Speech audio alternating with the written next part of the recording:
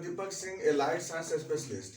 आज हम एक टॉपिक डील कर रहे हैं जो बहुत ही कॉमन, बहुत ही नया प्रॉब्लम ये है, नया का बहुत प्रॉब्लम है इसमें, जिसको बोलते हैं हेयर फॉल बोलते हैं, हेयर लॉस बोलते हैं।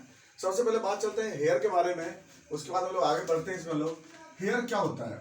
हेयर जैसा कि हम जानते हैं कि स्किन पे ही, स्किन का ही एक मॉडिफाइड स्ट्रक्चर जो कि एपिडर्मिस के ऊपर में, जैसे ये एपिडर्मिस लेयर होती है और इसके नीचे होता है डर्मिस लेयर।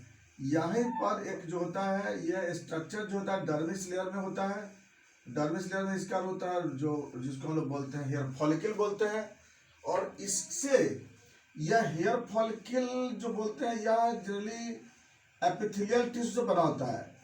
और इसमें जब यह जब ग्रोथ करता है सेल, तो जैसे ही वह स्टेटम जर्मिनेटर तक पहुंचता है, इसके बाद इसमें केराटिन प्रोटीन ऐड होने लगता है। अब केराटिन प्रोटीन के कारण धीरे धीरे यह केराटिन प्रोटीन बढ़ने लगता है और यह एक ऐसा स्ट्रक्चर बनता है जो केराटिन प्रोटीन से ही एक बना हुआ एक स्ट्रक्चर होता है जिसको हम हेयर बोलते हैं। तो इसका जो ऊपर वाला जो पार्ट होता है इसको हम लोग शाफ्ट बोलते हैं, हेयर शाफ्ट बोलते हैं। यह हेयर टिप होता है, यहाँ हेयर रूट है और यहाँ फॉलिकल होती है।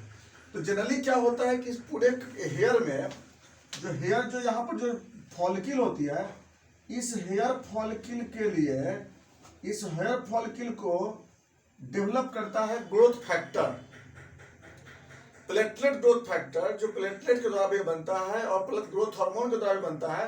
तो उसका काम होता है कि इस फॉलिकल को ग्रोथ कराता है। इस फॉलिकल को ग्रोथ कराने के बाद यह मॉडिफिकेशन के लिए इसको मॉडिफाइड कराता है थायरोक्सिन हार्मोन्स। थायरोक्सिन ग्रोथ कराता है ग्रोथ हार्मोन और उसके बाद इसको मॉडिफाइड कराता है कौन? Thyroxine hormones. तो थायरोक्सिन हार्मोन करता क्या है कि जो एपिथेलियल सेल जो होती है उसको केराटिनाइजेशन की तरफ उसको मॉडिफाइड कराता है। प्लस ये केराटिनाइजेशन में यहाँ पर जैसे ही स्टेटम जनरेटर में पहुंचता है, यहाँ पर इसको स्टिमुलेट करता है तीसरा हार्मोन्स जिसको बोलते हैं एस्ट्रोजन। एस्ट्रोजन, तो यहाँ पर एस्ट्रोजन स्टिमुलेट किया। जैसे ये चला आता है स्टेटम स्पाइनोसम में, यहाँ पर हेल्प करता है विटामिन ए। विटामिन ए और जैसे ही यहाँ पर जाता है विटामिन ए, यहाँ पर केराटिनाइजेशन प्रोसेस स्टार्ट होने लगती है। फिर उसके बाद केराटिनाइजेशन के लिए एक बहुत इंपॉर्टेंट मिनरल है आयरन, जो इसके लिए रिस्पॉन्सिबल होती है। यानी कितना हम लोग देख रहे हैं यहाँ पर रिस्पॉन्सिबल होती है। सबसे पहले यहाँ पर ग्रोथ हार्मोन है, उसके बाद थायरोक्सिन है, उसके बाद यहाँ पर एस्ट्रोजन है, फिर उसके बाद यहाँ विटामिन ए है, फिर वहाँ पे आयरन है और लास्ट में विटामिन डी। इस विटामिन डी के बाद क्या होता है कि हेयर स्ट्रांग हो जाती है और उसके बाद ये ऊपर की तरफ बाहर एक्सपोज होकर बाहर निकलती है। यह होता है हेयर के ग्रोथ होने का एक स्टेज होती है। तो यह जो हेयर जो बनता है यहाँ से एवरी डे, एवरी मंथ बता सकते हैं हम लोग, एवरी मंथ 2 सेंटीमीटर, यानी कि 2 सेंटीमीटर 20 mm जो होता है वो 30 डेज में वो डेवलप होती है। उसका रेट होता है 1 महीने में लगभग वो 2 सेंटीमीटर ग्रो करता है। लेकिन ये किस हेयर की बात हो रही है? हम वही हेयर की बात करें जिसका प्रॉब्लम होती है। कौन सा? Scalp hair. बाकी तो बॉडी में बहुत सारे हेयर होती है, हम उसके बारे में जिक्र नहीं कर रहे हैं। वो लोग, हम उसका जिक्र हम लोग नेक्स्ट वीडियो में करेंगे अलग। ये बात हम लोग कर रहे हैं जो स्कैल्प हेयर में जो प्रॉब्लम होती है उसकी बात कर रहे हैं। तो स्कैल्प हेयर में सबसे पहले ग्रोथ हार्मोन्स की बात होती है, उसके बाद थायरोक्सिन की बात होती है, वहाँ पर एस्ट्रोजन की बात होती है, विटामिन ए की बात होती है, आयरन है और विटामिन डी है। सारे मिल करके ये स्कैल्प हेयर को ग्रोथ कराती है। अब चलिए, ये तो बात हो गया कि यहाँ पर हेयर का कैसे डेवलप होती है। अब बात चलते हैं इसमें इसका डिजॉर्डर्स के बारे में।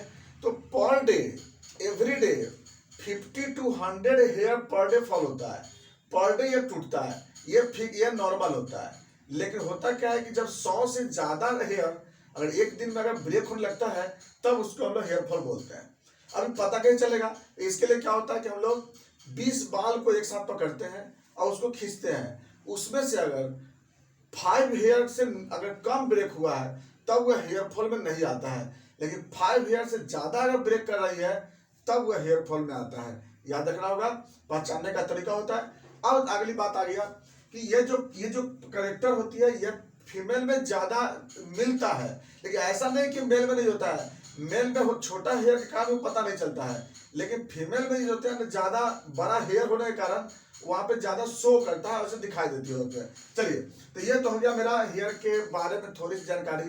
अब बात आती है इसका कि लॉस होने की बात चलते हैं कि लॉस कैसे होता है। देखिए, इसमें जो लॉस होता है दो तरह का होता है। एक होता है हेयर फॉल बोलते हैं, एक सिंपल हेयर फॉल, एक बोलते हैं एलोपेशिया बोलते हैं। तो एलोपेशिया किसको बोलते हैं कि जब हेयर बंच में लॉस होता है तब उसको हम लोग एलोपेशिया बोलते हैं।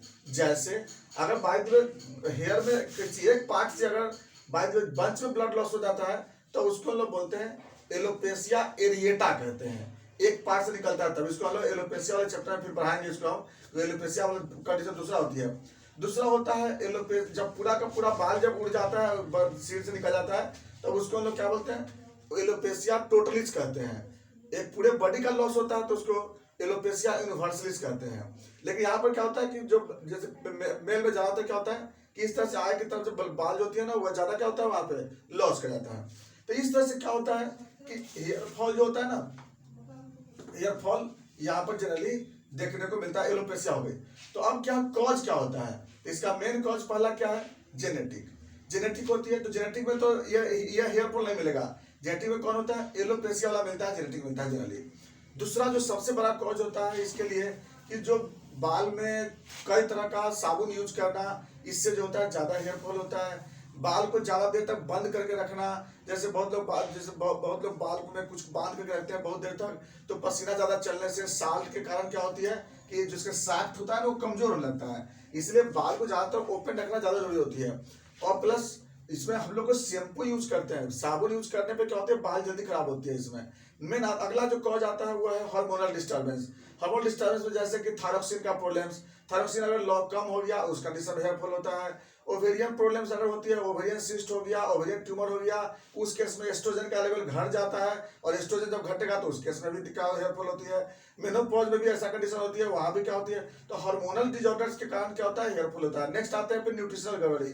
न्यूट्रिशन की गड़बड़ी होगी जब प्रोटीन की कमी हो रही है, प्रोटीन नहीं सपोर्ट खा रहे हैं, विटामिन डिफिशियंसी हो रही है, तो इस केस में क्या होता है कि हेयर जो होता है कमजोर हो जाता है, और उस कंडीशन में हेयर जो होता है वहां पर फॉल कर जाता है। तो ये भी एक हेयर फॉल होने का रीजन आता है। तो न्यूट्रिशन भी हो गया, जो न्यूट्रिशन सबसे ज्यादा देखते हैं। अगला आता है टेंशन, स्ट्रेस। आप कभी देखेंगे भिखारी को कभी नहीं देखते हैं कि कभी उसको हेयर फॉल होता है, क्यों, जो कि कभी वॉश भी नहीं करता है, बहुत अच्छा रहता है, क्यों, स्ट्रेसलेस रहता है, कोई मतलब नहीं होता है उसको। ऐसे ऐसे बहुत सारे देखिए मजदूर लोग को देखिए, ऐसे ही उसका हेयर, कभी उसको ध्यान भी देता है, हेयर भी उसका टनाटन होता है उसका बॉडी में। तो क्या होता है ना कि जनरली क्या होता है, स्ट्रेस एक बहुत बड़ा फैक्टर होता है, क्योंकि स्ट्रेस से क्या होता है कि स्किन जो होता है कंस्ट्रिक्ट होती है, ब्लड सप्लाई घट जाता है, जिसके कारण जो होती है हेयर फॉल होती है। नेक्स्ट आते हैं फिर हेयर में जो रबिंग की बात है। हेयर में क्या करना चाहिए कि कम से कम सप्ताह में एक बार जो होता है ना, अच्छा से थोड़ा सा रबिंग करना चाहिए, ब्लड सर्कुलेशन प्रॉपर होना चाहिए। जिसमें सबसे बड़ा फैक्टर क्या होता है, एनीमिया। एनीमिया जो होता है बहुत बड़ा फैक्टर होती है। नेक्स्ट आते हैं फिर एक्सट्रीम कोल्ड में रहना। ज्यादा कोल्ड में रहने के कारण क्या होता है कि ब्लड सर्कुलेशन घट जाता है स्कैल्प स्किन की तरफ, और उसके कारण जो ग्रोथ होना क्या होता है यहाँ से बंद हो जाता है। नेक्स्ट को जाते हैं फिर आयरन डिफिशियंसी। आयरन के कारण से भी हेयर फॉल होता है। नेक्स्ट को होता है क्रोनिक इन्फेक्शन। कोई पुराना बीमारी होता है ना, इन्फेक्शन होता है, तो उसके कारण जो होता है आयरन कमी होती है, और आयरन जानते हैं आयरन जब कमी होगी तो क्या होगी, हेयर फॉल होगी। Vitamin D deficiency, vitamin A deficiency, इसके कारण भी हेयर फॉल होता है। विटामिन बी कॉम्प्लेक्स में B5, B6 और B7 बहुत इंपॉर्टेंट विटामिन होता है जो हेयर को डेवलप करता है। ये विटामिन बी कॉम्प्लेक्स समझ लेना अति आवश्यक है, इसके कारण जो होता है हेयर जो होता है डेवलप होती है। तो ये सब कुछ कॉज जो हो गए, ये सब कारण जो होता है हेयर फॉल के होते हैं। बाकी कुछ जैसे डायबिटीज मेलाइटस है, हाइपरटेंशन है, लाइफ स्टाइल है, ईटिंग डिसऑर्डर होती है, लेस एक्सरसाइज है, ये सभी छोटे छोटे कारण होते हैं हेयर फॉल के, जिसका कि हम लोग बात फिर हम लोग एलोपेशिया और पढ़ाएंगे उसमें भी बता देंगे इसको। अब आते हैं बात इसका सिम्टम में। सिम्टम तो बता दिए ना कि जब पकड़ेंगे तो 5 से ज्यादा बाल अगर टूट जाती है तो उसको हम लोग बोलते हैं हेयर फॉल बोलते हैं। साइन कुछ नहीं है कंडीशन में। नेक्स्ट आते हैं इन्वेस्टिगेशन। इन्वेस्टिगेशन में क्या करते हैं हम लोग, थोड़ा सा लीवर का जांच करा के देख लेते हैं। लीवर में एचजीपीटी करा के देखते हैं, हो सकता है कि एचजीपीटी बराबर है, क्योंकि लीवर प्रॉब्लम से केराटिन प्रोटीन नहीं बनेगी, केराटिन प्रोटीन नहीं बनेगी, चाहे मालन्यूट्रिशन की डिसऑर्डर होगी, विटामिन डी डिफिशियंसी उसी से होती है, विटामिन डी डिफिशियंसी होगी, तो कई वजह तो लीवर से होती है। लीवर का प्रॉब्लम होगा तो हेयर फॉल होता है। जीआईटी डिसऑर्डर्स, कंस्टिपेशन होने के कारण भी जल्दी क्या होता है ना कि हेयर फॉल होने का टेंशन होता है। उसमें हम लोग देख रहे हैं आरईओ फिस्टुला कराएंगे तो हो सकता है कि ओवा वगैरह मिल जाता है उसमें हम लोग, तो ये भी हम लोग जांच करा देख लेते हैं। बाकी क्या होता है, टोटल प्लेटलेट काउंट आगे देख लेते हैं कि जिस पर्सन प्लेटलेट काउंट घटा रहता है ना उसमें हेयर फॉल बहुत ज्यादा होता है। नेक्स्ट आते हैं फिर हम लोग इसका मैनेजमेंट में क्या करते हैं कि सबसे पहले हम लोग को अपने योगा करना होगा, मेडिटेशन करना होगा, एक्सरसाइज करना होगा, स्ट्रेसलेस रहना होगा। बाल में एक तरह का शैम्पू यूज करते हैं, मल्टी शैम्पू यूज नहीं करते हैं। उसमें बाल को ज़्यादातर खोल के रखना है, ज़्यादा पसीना चले तो उसको हेयर ये ओपन रखना है उसको, ताकि उसमें ज़्यादा साल्ट के डिपोजिट ना हो। अगर डस्ट अगर हो रही है तो डस्ट को प्रॉपरली वॉश करते हैं। तो विटामिन सप्लीमेंट देते हैं, प्रोटीन डाइट ज़्यादा देना चाहिए मरीज को, स्ट्रेस से दूर रहना चाहिए। जो स्कैल्प स्किन है उसको इस तरह से हाथ से क्या करते हैं, उसको मसाज करते हैं, ब्लड सप्लाई ज़्यादा हो सके। जो कंघी यूज करते हैं थोड़ा उसमें क्या होना बड़ा बड़ा जो है ना बीच में जो बड़ा बड़ा गैप होना चाहिए, वो कंघी यूज करते हैं। बार बार इसमें रबिंग नहीं करना चाहिए।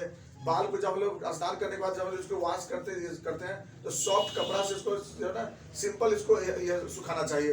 बहुत लोग क्या होता है खूब रगड़ना स्टार्ट कर देते हैं, रगड़ने के कारण क्या होता है बाल खराब होती है। ऑयल जो है कम से कम यूज करना चाहिए। ऑयल चिपचिपा ऑयल यूज नहीं करना चाहिए। चिपचिपा ऑयल जब भी यूज करेंगे तो हेयर कमजोर होता है, उससे शैम्प जो होता है ना टूट जाती है। ये सब अब आते हैं बात होम्योपैथी मेडिसिन। होम्योपैथी मेडिसिन में सबसे इंपोर्टेंट क्या है, फेरमफॉस, ये हम लोग जरूर चलाते हैं। दूसरा अर्निका चलाते हैं, अर्निका जो हम लोग 30 पावर में चलाते हैं मरीज को, इससे जो होता है रुक जाती है। नेक्स्ट आते हैं फिर थायरोडिनम जो होता है 200 में देते हैं मरीज को, इससे जो होता है बाल जो हेयर फॉल होता है वो रुक जाता है। नेक्स्ट हम लोग क्या करते हैं, जिब्रांडी मदर टिंचर और अर्निका मदर टिंचर दोनों को क्या करते हैं कोकोनट ऑयल में मिला करके और उसको हम लोग बोलते हैं पेशेंट को लगाने के लिए। ये बहुत अच्छा मेडिसिन होती है। तो ये सबसे क्या होता है, हेयर फॉल जो होता है रुक जाता है। अगर हमको और ज्यादा जरूरत पड़ता है तो विटामिन ई का कैप्सूल आता है, इवियन कैप्सूल, उसको खाते हैं, हेयर फॉल उससे एकदम रुक जाती है। या विटामिन ई का कैप्सूल होता है उसको हम लोग लगाते हैं सिर में, इससे भी हेयर फॉल रुक जाती है। ये था मेरा हेयर फॉल, और भी इसमें कुछ बात होगी हम लोग नेक्स्ट वीडियो में बताते हैं। थैंक्स।